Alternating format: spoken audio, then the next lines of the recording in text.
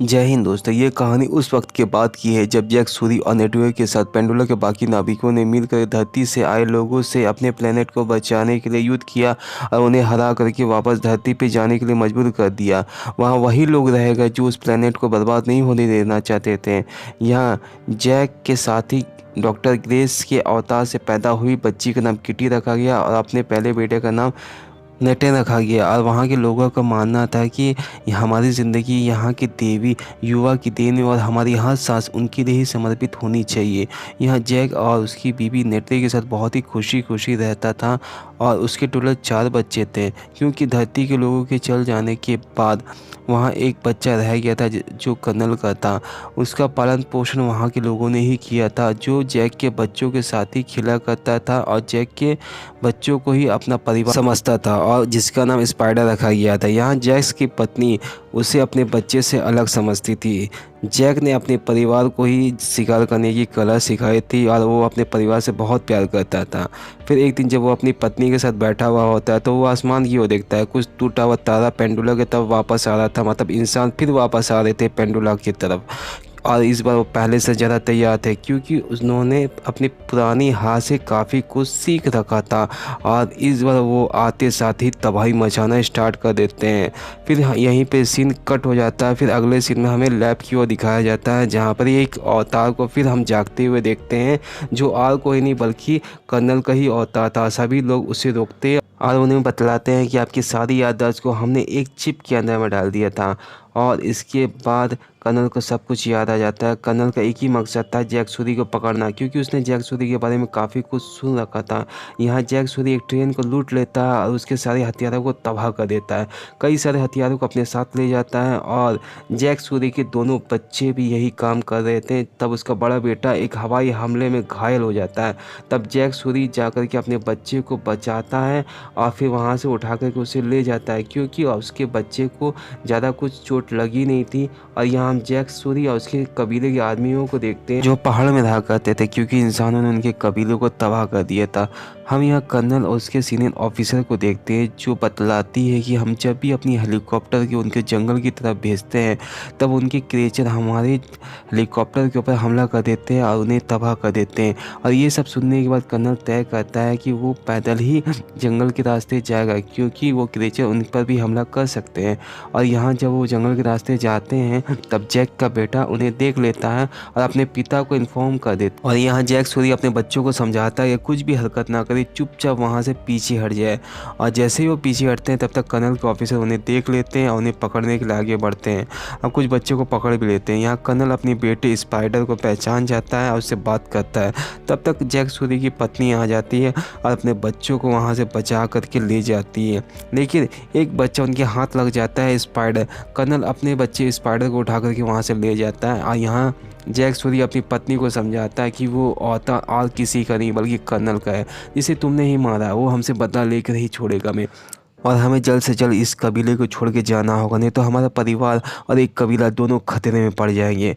फिर हम उस बच्चे को देखते हैं जिसे कर्नल ने पकड़ा था। वो लोग उस पर काफ़ी ज़्यादा टॉर्चर करते हैं और उससे जैक का पता पूछते हैं, लेकिन वो कुछ भी नहीं बताता। यहाँ कर्नल उसके पास आता है, उसे बताता है कि मैं ही तुम्हारा पिता हूँ और मैं तुम्हें यहाँ से निकाल सकता हूँ। और फिर वो बच्चा भी मान जाता है, उसे एड्रेस बता देता है।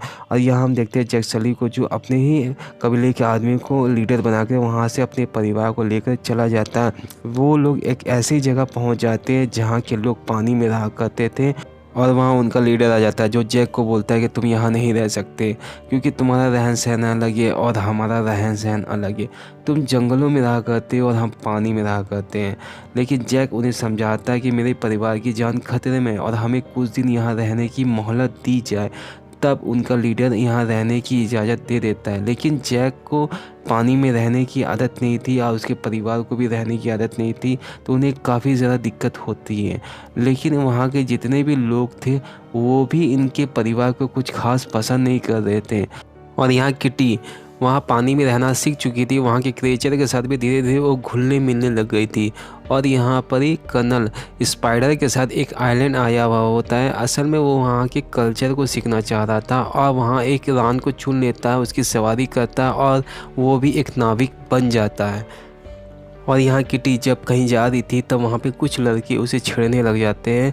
तब तक जैक का बड़ा बेटा आता है और उन्हें खूब पीटता है। तब जैक भी वहाँ आ जाता है, अपने बेटे को वहाँ से लेके चला जाता है और उसे बोलता है कि यहाँ के बच्चों के साथ वो झगड़ा ना करे, वो लीडर का बेटा है और तुम्हें उससे जाकर के माफ़ी मांगनी होगी। और फिर वो ना चाहते हुए भी जाकर के उससे माफ़ी मांगता है। फिर हम देखते हैं यहाँ लीडर का बेटा उसे कर लेता है और उसे बोलता है कि चलो मैं तुम्हें एक चीज़ दिखाता हूँ। उसे पानी की गहराइयों में ले जाता है और एक मॉन्स्टर व्हेल के पास छोड़ के चला जाता है। तब तक वो मॉन्स्टर व्हेल इसके ऊपर अटैक कर देता है और उससे बचने के लिए वो इधर उधर भागता है। और फिर वहाँ पर ही कुछ देर के बाद एक तो उससे भी बड़ा मॉन्स्टर व्हेल आ जाता है जो उस छोटे वाले व्हेल के ऊपर अटैक करके उसे मार देता है। और यहाँ पर जैक के बेटे की पानी के अंदर कुछ देर रहने से वो बेहोश हो जाता है। और फिर जब उसे होश आता है तब वो देखता है कि वो उस बड़ी मॉन्स्टर व्हेल के ऊपर में था और उसके विंग्स में एक हुक लगा हुआ था जिससे उसे काफ़ी तकलीफ़ हो रही थी। तो वो विंग्स से हुक को निकाल देता है और फिर वो व्हेल उसे किनारे की ओर छोड़ देता है। यहाँ जैक को भी पता चल चुका था कि उसके बेटे को लीडर के बेटे ने ही पानी की गहराइयों में ले जाकर छोड़ा था और ये बात लीडर को भी पता चल जाती है। लीडर अपने बेटे को सज़ा देने ही वाला होता है। तब तक वहाँ पर जैक का बेटा आ जाता है और उसे बताता है कि ये सारी गलती मेरी थी, मैंने ही बोला था कि हम पानी के अंदर चलते हैं, और जिससे उसे काफ़ी शर्मिंदगी महसूस होती है। फिर वो जैक के बेटे का अच्छा दोस्त बन जाता है। यहाँ जैक का बेटा उन सभी को बताता है कि मेरी जान उस व्हेल ने बचाई है। तब लीडर की बेटी उसे बताती है कि उसका नाम टुकून है और जिसने तुम्हारी जान बचाई है उसे पाइकन कहते हैं। और वो व्हेल सभी कोई का शिकार करती है और ये सब सुनने का वो वहाँ से गुस्सा होकर के चला जाता है और यहाँ उस व्हेल के पास आकर के काफ़ी इंजॉय करता है। और यहाँ कर्नल स्पाइडर को लेकर के एक आइलैंड पहुँचता है जहाँ के नाविकों को वो बंदी बना लेता है और उनसे जैक के बारे में पूछता है। जब वो नहीं बताते हैं तो उनके आइलैंड को वो तबाह कर देता है। फिर एक आइलैंड से दूसरे आइलैंड और ऐसे करते हुए वो हर आइलैंड को तबाह करते हुए चला जाता है। यहाँ स्पाइडर भी बोलता है कि ये आम मछुआरे हैं, इन्हें कुछ भी उनके बारे नहीं पता, लेकिन वो कुछ भी नहीं सुनता। फिर कर्नल की नज़र सामने पड़ती है और वो देखता है कि काफ़ी सारे क्रिएचर पानी में थे और फिर वो उनका शिकार करने के लिए अपने साथियों के साथ पानी में उतर जाता है और बहुत ही बुरी तरीके से उन सभी का शिकार करता है और कई को पकड़ता है, कईयों को तो मार देता है। फिर उनके साइंटिस्ट उस क्रिएचर के मुंह के अंदर घुसते हैं और उसके दिमाग के अंदर एक ठो छेद करते हैं जिसके अंदर से वो एक पीले रंग का तरल पदार्थ निकालते हैं जो बहुत ही रेयर था। वो अगर कोई भी इंसान उसको लेगा तो उसकी उम्र जो है बहुत ही धीरे धीरे बढ़ेगी, मतलब वो बहुत लंबे साल तक जिएगा और इसकी कीमत करोड़ों में थी। और फिर जैक और उनके सभी साथी आ जाते हैं और वो देखते हैं कि उनका क्रिएचर मरा हुआ था जिससे वो काफ़ी ज़्यादा दुखी थे और वो जैक को ही इसका जिम्मेदार ठहरा रहे थे। और फिर वो उसका मुखिया बोलता है कि हम इंसानों को छोड़ेंगे नहीं, उनसे बदला लेके रहेंगे।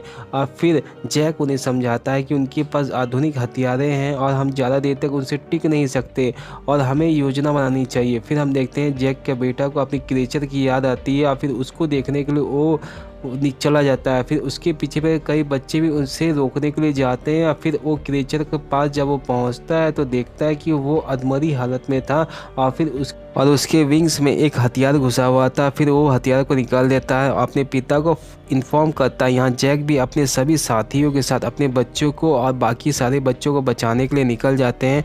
और यहाँ हम देखते हैं कि कर्नल भी उन बच्चों को देख लेता है, अपने सभी साथियों को उन बच्चों को पकड़ने के लिए भेजता है और वो बच्चे सभी क्रिएचर को पानी के रास्ते लेकर के भागते हैं। और यहाँ पे हम देखते हैं कि वो लीडर का बेटी और कुछ बच्चे कर्नल के हाथ लग जाते हैं। कर्नल उसे अपनी जहाज़ में पकड़ के ले आता है, उसे जहाज़ के फ्रंट साइड में बांध देता है।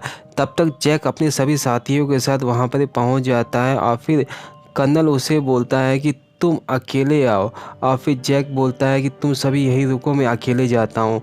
और फिर तब तक वहाँ पर वो क्रिएचर जिसे की जान उसके बेटे ने बचाई थी वो उस जहाज़ के ऊपर हमला कर देता और सभी इंसानों को मारने लगता है। यहाँ पर ही जैक को भी मौका मिल जाता, वो अपने सभी साथियों के साथ उस जहाज़ पे अटैक कर देता, जिसके बाद बहुत ही घमासान युद्ध होता है और जैक उस जहाज़ में चढ़ जाता है और अपने सभी बच्चों को छुड़ा लेता है। लेकिन कर्नल उसके एक बच्चे को उठा करके ले जाता है और उसे छुड़ाने के लिए जैक और उसके सभी बच्चे जब जाते हैं तो जैक का बड़ा बेटा उसी हमले में मारा जाता है। उसे कर्नल ने ही मारा था, जिसके बाद जैक और उसकी पत्नी उसके ऊपर काफ़ी ज़्यादा गुस्सा थे और अपने बच्चे के जाने से काफ़ी दुखी भी थे। फिर हम यार कर्नल उसे इन्फॉर्म करता है कि मैं जहाज़ के अंदर में हूँ। फिर जैक अपनी पत्नी को साथ में लेकर के वो जहाज़ के अंदर में जाता है जहाँ उसके बच्चे कैद थे और फिर वो भूखे शेर की तरह अंदर घुसते और उनके रास्ते में जो भी आता है उन्हें मारते चले जाते हैं। और यहाँ पे कर्नल भी समझ चुका था कि अब वो उनसे जीत नहीं सकता, तो फिर वो जैक के बेटे के गर्दन में चाकू रख देता है। उसे बोलता है कि तुम नीचे हथियार रखो, और यहाँ पर ही जैक की पत्नी स्पाइडर की गर्दन में हथियार रख देती है जो कर्नल का बेटा था, और उसे बोलती है कि तुम मेरे बेटे को छोड़ दो नहीं तो मैं तुम्हारी बेटी को मार दूंगी। और फिर हम देखते हैं यहाँ पर कर्नल अपने बच्चे को बचाने के लिए उसके बच्चे को छोड़ देता है। और फिर हम देखते हैं कि यहाँ कर्नल और जैक के बीच में बहुत ही तगड़ी फाइट होती है जहाँ जैक उसे पानी में मार करके फेंक देता है।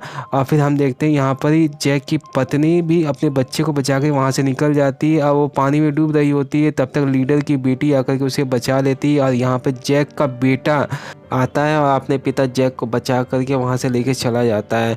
और यहाँ स्पाइडर भी कर्नल के पास आता है, उसे पानी से बाहर निकालता है, उसे भी बचा लेता है। कर्नल उसे बोलता है कि तुम मेरे साथ ही चलो, लेकिन वो जाने से मना कर देता है क्योंकि वो बहुत अच्छे से जानता है कि उसका पिता कातिल है। और फिर वो जैक को ही अपना परिवार समझता है, तो जैक के परिवार के पास चला जाता है। जैक स्पाइडर के आने से काफ़ी खुश था।